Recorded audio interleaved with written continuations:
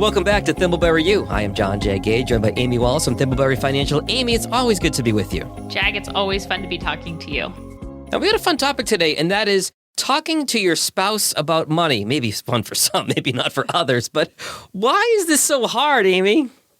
Well, Jag, before I get into why this is so hard, and I think I have a great story to share, I just want to let you know that I'm dedicating this episode to you, given the number of times that you have mentioned, your wife and your conversations with her around money during our podcast recordings. I will try not to repeat the stories I've told before, but okay. So for most folks, why is it so hard to talk to the spouse about money? So the story I want to share about this is from two people I care very deeply about and am close to, and I was away for the weekend with them a number of years ago.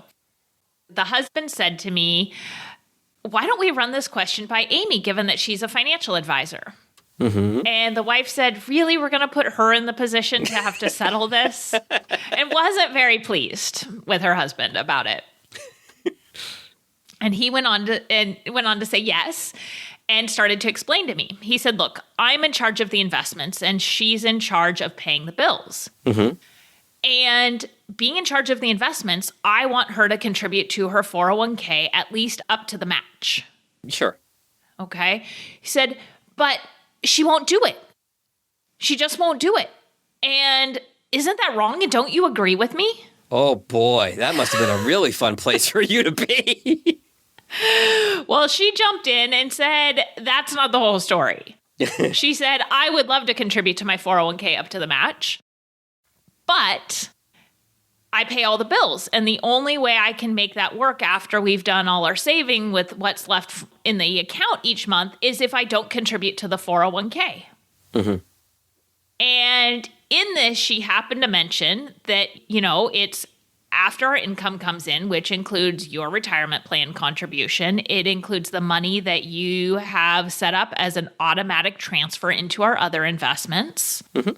And, some other things.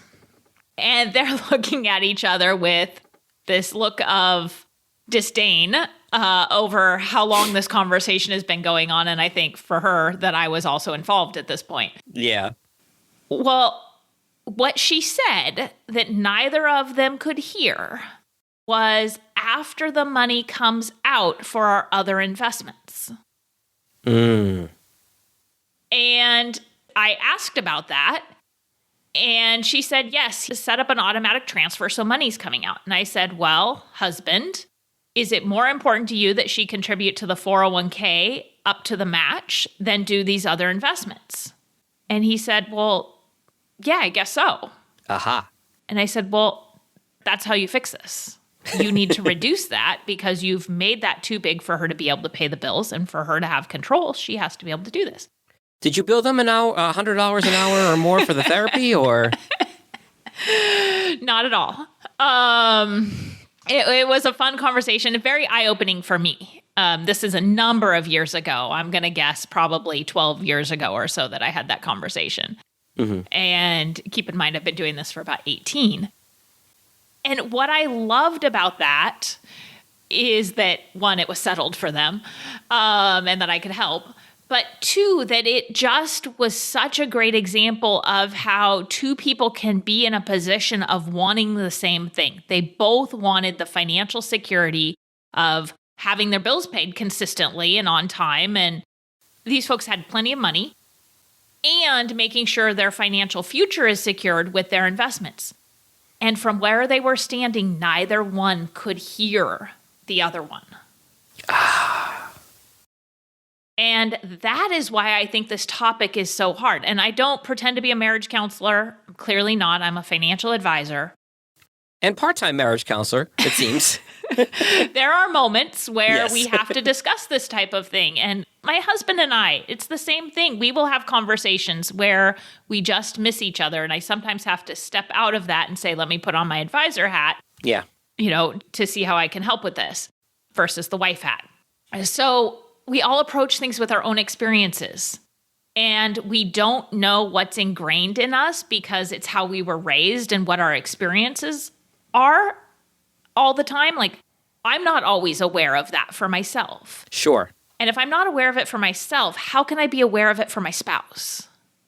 And then all of that also ties to then the values that are most important. Again, I'll stay away from repeating all the stories I've told in previous podcasts, but my wife grew up and was raised to be very financially responsible. And my parents tended to spend money when we wanted something. We were raised very differently, and there was definitely some friction in the first couple of years of our marriage as we sort of got a system down and figured things out. And, after she sort of, beat me into submission, figuratively, and I realized, if I save money for this trip that I have coming up over a couple of months instead of putting it on my credit card, that's a lot healthier financially. So I have learned a lot from her, and she would probably say that she's learned from me. I don't know if she has, but she would be diplomatic about it too. Amy, how do you suggest people make these conversations easier in a marriage or a relationship? Because it is pretty hard. Yes, so this may sound a little crazy. My first suggestion is treat it like a business meeting. Well, it kind of is, so that makes sense. Yeah, have a scheduled conversation. And I think it should be in a neutral place. It should not be in the home. The home is not a neutral place. Your neighborhood coffee shop, hopefully not one where you run into all your neighbors and friends consistently. Right, exactly. Maybe, now that the weather's getting nicer, it's going and having a picnic in a park or down by the waterfront. At least here in Portland, that's a great, nice place that's neutral. And last, I'm going to say that is away from the kids.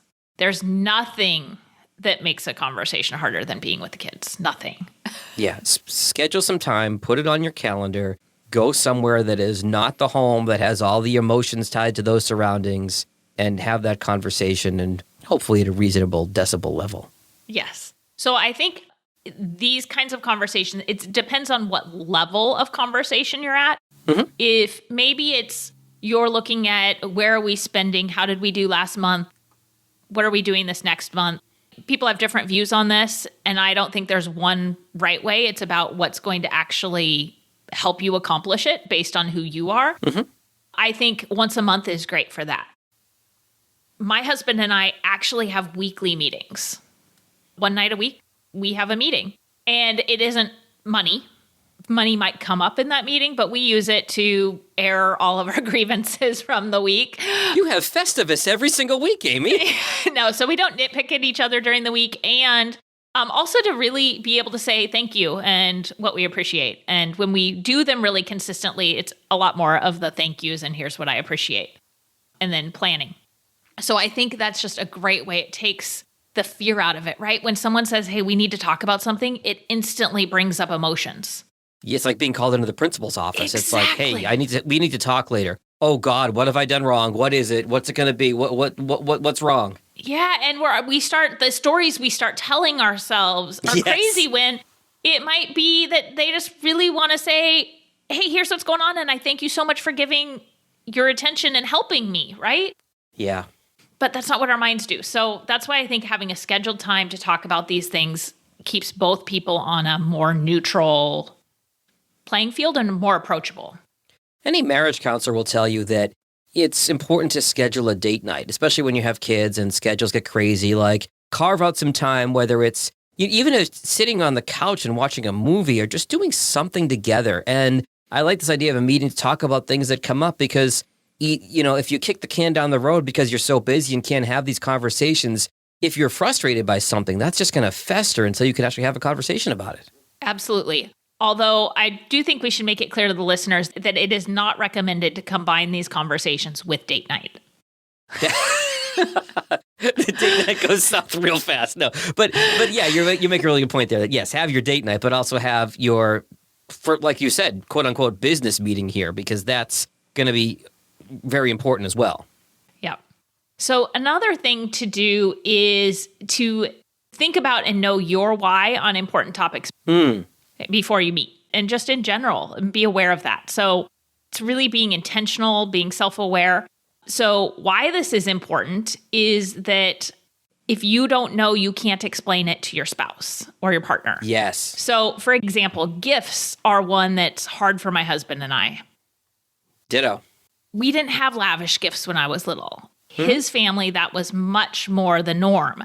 And so at the holidays, come actually really early, because I always try to head it off at the pass. Sometime in October, I start saying, hey, Christmas is coming.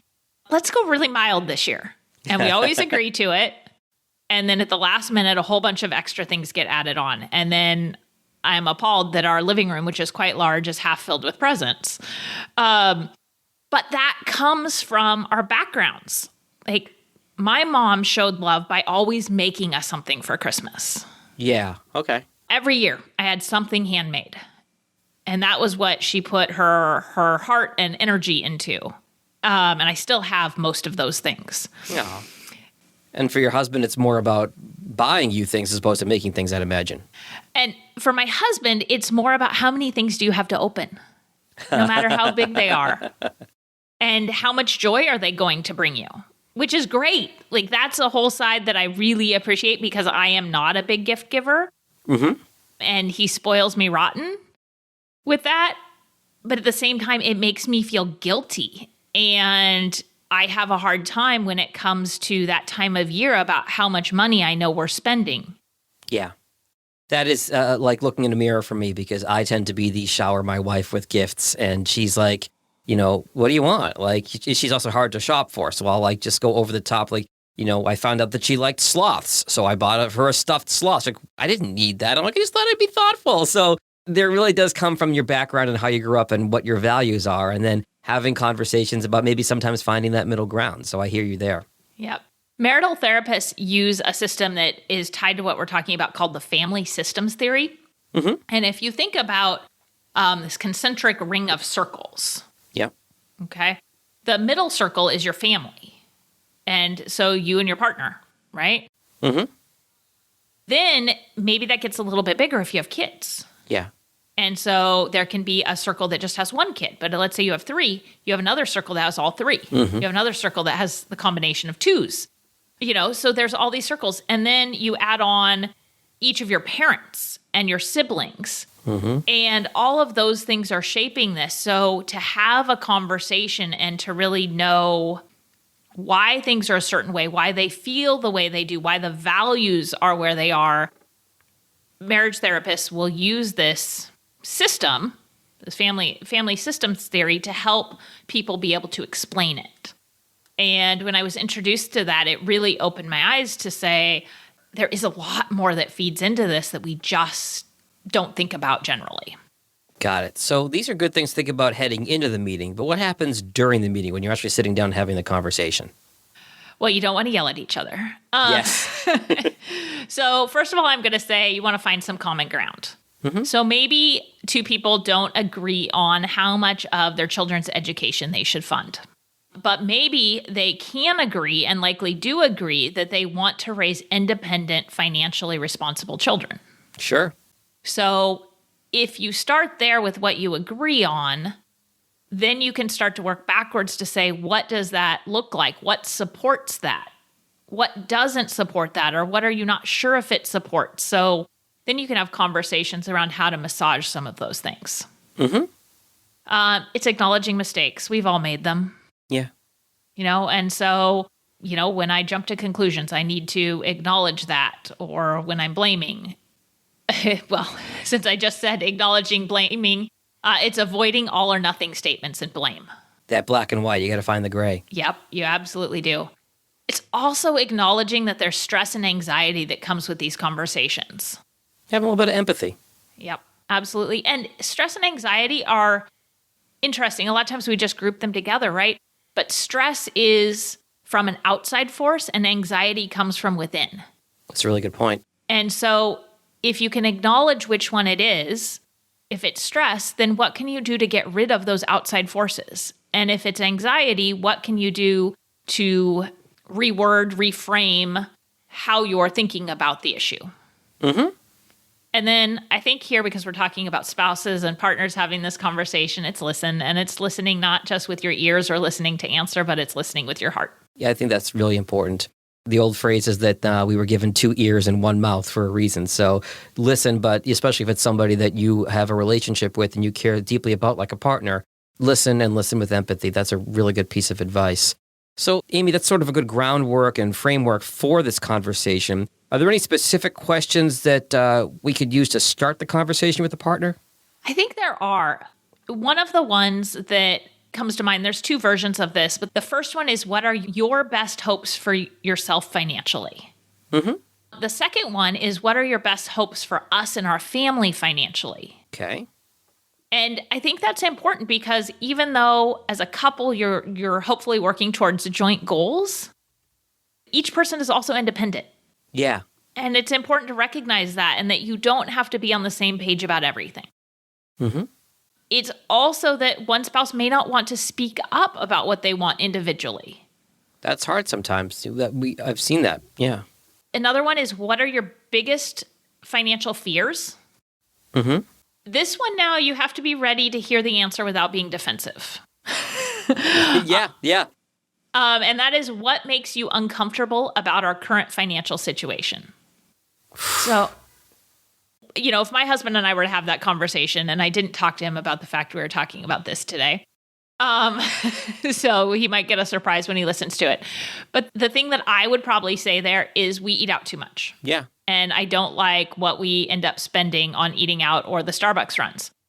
Hot topic in this house pre-pandemic. I gotcha. So to him, that might feel really defensive because guess what? He's the Starbucks run guy when he drops the kids off at school. Sure. But guess who asks for it? Me. And I fully acknowledge that. It's our Monday morning treat. And when it's just a rough morning and I'm, during COVID working 4:30 a.m. to 2 p.m., when he takes the kids to school at 8, oh my gosh, that sounds good. Usually I haven't eaten yet. And I will say, is it Monday? And sure enough, he shows up with my favorite drink. So the other thing with eating out is that because I'm with the kids then in the afternoon, since we don't have after school childcare, I'm also making dinner. So guess who is the person pushing for, I just don't feel like cooking what I had planned, or we don't have groceries and the 4-year-old wasn't going to cooperate to get to the grocery store. That's me. This is all me. I got to give you props on your self-awareness, Amy. This is impressive. You're practicing what you preach. You're turning the mirror on yourself and really taking an honest look at things. Well, I think I have to. But what I'm hoping with this story is that people recognize that somebody can say that's the thing they're most uncomfortable with, and it doesn't mean they're blaming someone else. It's an honest conversation. Yeah. So, and the last one that really comes to mind for me is, if we could do one thing differently today that impacts us financially, what would you want to change and why? That's a really good question. That's a good conversation starter. Yeah, I think all of those, and I'm sure there's a lot of other good questions. These are just the ones that are top of mind for me. So, Amy, I think this has been a really good conversation today and a good thought starter for listeners as far as having that conversation and how to start that conversation with their partner, because conversations about money have a lot of emotion tied to them. They are often very difficult, and there's a lot of good stuff to think about here. So if somebody wants to come talk to you at Thimbleberry Financial about their financial future in any regard of it, what are the best ways to find you? Yeah, they can find us on the web at thimbleberryfinancial.com or give us a call at 503-610-6510. Good stuff, Amy. As always, we'll talk soon. Sounds great, Jag. Registered representative, securities offered through Cambridge Investment Research, Inc., a broker-dealer, member FINRA SIPC. Investment advisor representative, Cambridge Investment Research Advisors, Inc., a registered investment advisor. Cambridge and Thimbleberry Financial are not affiliated.